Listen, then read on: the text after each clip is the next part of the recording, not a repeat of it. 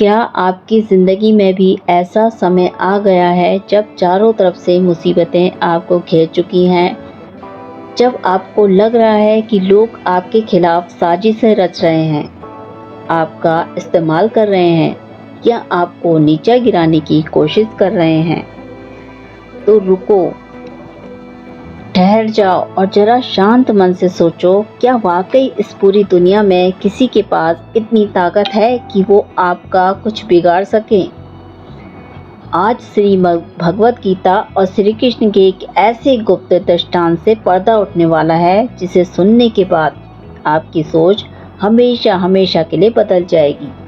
अगर आज आपने इस वीडियो को पूरा सुन लिया तो दुनिया की कोई भी ताकत आपको डरा नहीं पाएगी और ना ही आपका बाल बांका कर पाएगी। तो चलिए इस परम सत्य की यात्रा। तो बात उस समय की है जब महाराज युधिष्ठिर के महायज्ञ की तैयारी चल रही थी। पूरे भारतवर्ष के महान राजा और ऋषि मुनि उस सभा में उपस्थित थे। जब सभा में सर्वश्रेष्ठ व्यक्ति को पहला आदर देने की बात आई तो पितामह भीष्म ने श्री कृष्ण का नाम लिया, लेकिन सभा में बैठा चेरी राज शिशुपाल इस बात से जल उठा। उसका अहंकार चरम पर था। उसने भारी सभा में श्री कृष्ण को अपशब्द कहने शुरू कर दिए। वे श्री कृष्ण को ग्वाला, छलिया और अधर्म का साथ देने वाला कहने लगे। अब पूरी सभा सन्न थी।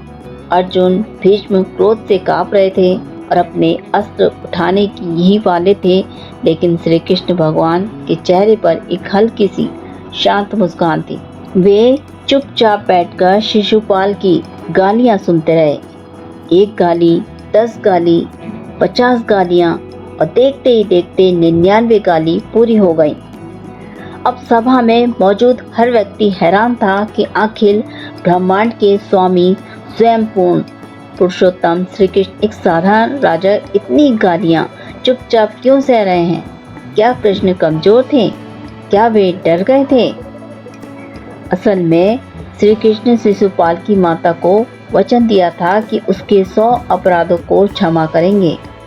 अब कृष्ण अपने वचन और मर्यादा से बंधे थे। वे शांत रहकर केवल उनकी गलतियां ही गिनते जा रहे थे। और जैसे ही शिशुपाल ने 101वां अपशब्द कहा तो कृष्ण ने अपनी उंगली उठाई और सुदर्शन चक्र प्रकट हुआ। एक ही पल में शिशुपाल का अहंकार धड़ से अलग हो गया। तो कृष्ण ने साबित कर दिया कि शांत रहना कमजोरी नहीं है, बल्कि समय का इंतजार करना ही सबसे बड़ी ताकत है। तो दोस्तों, इस दृष्टांत से श्री कृष्ण हमें हमारे जीवन का सबसे बड़ा कड़वा सच और उपदेश देते हैं। जब भी कोई आपकी निंदा करे, आपका अपमान करे या फिर आपके खिलाफ षड्यंत्र रचे तो तुरंत गुस्सा मत होइए। मूर्ख व्यक्ति हर छोटी बात पर भड़क जाता है, लेकिन ज्ञानी व्यक्ति सही समय आने पर अपनी ऊर्जा बचा कर रखता है। जब कोई आपको नीचा गिराने की कोशिश करे तो समझ जाइए कि उसकी उल्टी गिनती शुरू हो चुकी है। तो भगवत गीता में श्री कृष्ण स्पष्ट कहते हैं कि मनुष्य को उसके खुद के कर्म ही सुखी या दुखी बनाते हैं। अगर आपके कर्म सच्चे हैं, नीयत साफ है, तो दुनिया की बड़ी से बड़ी ताकत भी आपका कुछ नहीं बिगाड़ सकती। जो आपके साथ बुरा कर रहा है वो असल में अपने ही विनाश का गड्ढा खोद रहा है। आपको बदला लेने की जरूरत नहीं है। कर्म और समय उसका हिसाब खुद कर देते हैं। तो जब मन अशांत हो, चारों तरफ से डर और चिंता घेर ले, तो श्री कृष्ण के नाम का निरंतर जाप करें।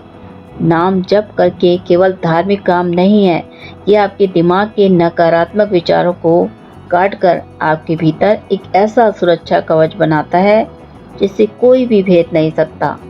जैसे अजामिल और प्रहलाद ने संकट में केवल हरि का नाम लिया, उनका हर डर मिट गया। वैसे ही हरे कृष्ण नारायण का जाप आपके जीवन से हर बाधा को दूर कर देता है। इसलिए आज एक बात गांठ बांध दीजिए, दूसरों की बातों से परेशान होना बंद कीजिए, अपने कर्मों पर ध्यान दीजिए, शांत रहकर अपनी मेहनत पर फोकस कीजिए, सब कुछ श्री कृष्ण के चरणों में सौंप दीजिए। जब स्वयं ईश्वर आपके साथ है तो डर किस बात का। अगर आपको श्री कृष्ण का ये संदेश दिल को छू गया हो तो कमेंट में जय श्री कृष्णा या हरे कृष्णा लिखना ना भूलें। इस वीडियो को अपने उन अपनों के साथ शेयर जरूर करें जो इस समय जीवन की समस्याओं से जूझ रहे हैं, और चैनल को सब्सक्राइब करके परिवार का हिस्सा जरूर बने। मिलते हैं अगली दिव्य कथा उपदेशों के साथ। जय श्री कृष्णा।